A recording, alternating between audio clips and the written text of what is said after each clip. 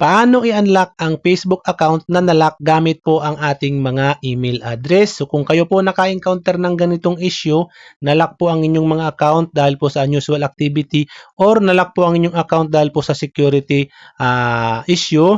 So ituturo ko po sa inyo, basic tutorial lang naman po ito. So para dun po sa mga nakakaalam na Ludis, pwede na po kayong mag-next video. Okay? So para po dun sa mga hindi pa nakakaalam kung paano i-unlock ang Facebook account gamit ang inyong mga email address, madali lang naman po ito Ludis. Ituturo ko sa inyo ang basic tutorial kung paano po i-unlock ang inyong mga Facebook account. Okay? So katulad po nito, ayan, naka-lock po ito. So ituturo ko sa inyo mga step kung paano po ito i-unlock gamit ang email address. I-open lang po natin yung ating Facebook application. So dito po sa inyong Facebook apps, kung hindi pa po nakalagin yung inyong mga account na nalock, ilagin nyo na lang po dyan. Tapos ganito po ang lalabas nyan. So nakalock po yan.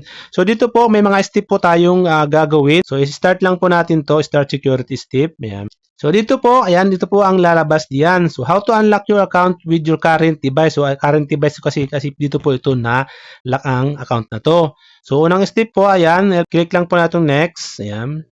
And then dito po, confirm this is your account. This help us to prove this account really belongs to you. So dito po, ang gagamitin po dito, get a code by email. So iba-iba po ito So kung gusto nyo pong malaman kung paano dun sa number, meron po tayong tutorial dyan. Kung para naman po dun sa mga confirm identity po, kailangan yung mag-confirm identity ang nakalagay dyan pero hindi po kayo makapag-confirm identity. Mayroon po akong tricks or tutorial dyan sa aking Facebook page or YouTube channel, Bartin TV po. Panoorin nyo po yun. Yun po ang tutorial para sa inyo. Para po yun dun sa mga nakalagay dito ay confirm identity. Okay? So dito po, gamit po ang ating email para i-unlock tong account na to. So i-click lang po natin tong get a code. Ayan. So dito po, kung ano po yung email dyan na nakalagay po, sigurado naman pong alam nyo yan.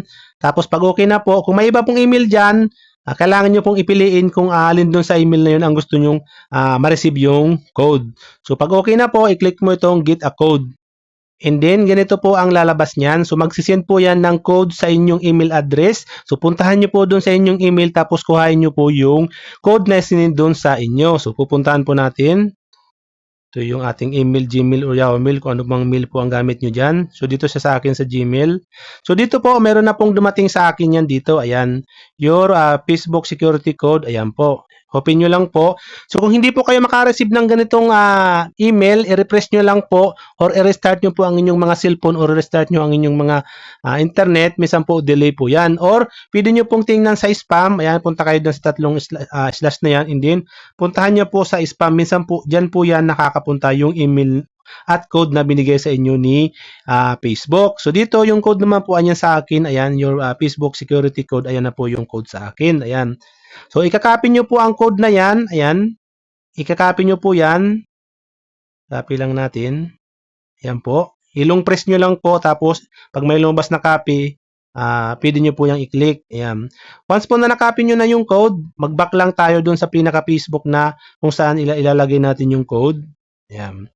Ngayon, ilalagay po natin dito. Ayan po. I-paste natin. Ayan. Pag okay na po yung code, gagawin nyo po, i-click nyo po itong submit. And then, ganito na po ang lalabas. We confirm this account is yours. Okay? And then, mapupunta na po siya doon sa next step na yan. I-click lang po natin itong next na to. And then, lalabas po dito yung mga iba pang email natin. Secure your login account. Ayan. Next lang po natin. And then dito, papipiliin tayo ni Facebook kung gusto natin i-remove yung email na may excess email sa atin. Kung ayaw nyo naman pong i-remove, click nyo po itong don't remove anything. So kung gusto nyo pong mag-remove ng email dyan, pwede po kayong mag-pick dyan na isa or dalawa po, kayo po bahala dyan. So kung ayaw po, wag nyo na pong i-check yan. So sa akin, ayaw ko po, so don't remove anything. Yan. And then, ganito po ang lalabas. We add restriction to your account. Lang itong see detail. Ayan. Tapos, ganito na po yung lalabas niya. I-click lang po natin itong next na to. Tapos, ang lalabas na po dito, you have unlocked your account. Pag ganyan na po ang lumabas, Lods, ibig sabihin po, na-unlock na yung inyong mga Facebook account. Okay, Lods? So, ganun lang po, Lods, ang gagawin nyo, Lods, kung paano mag-unlock ng Facebook account gamit ang ating mga email address. So, pag ganito na po, i-back nyo na lang po sa Facebook or pwede po kayong review recent activity. Kayo na po bahala dyan. So, ako, back to Facebook na po ako.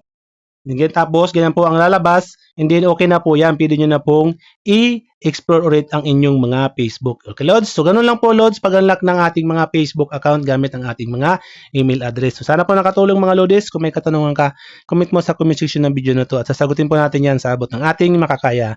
Hanggang sa muli, much love, God bless.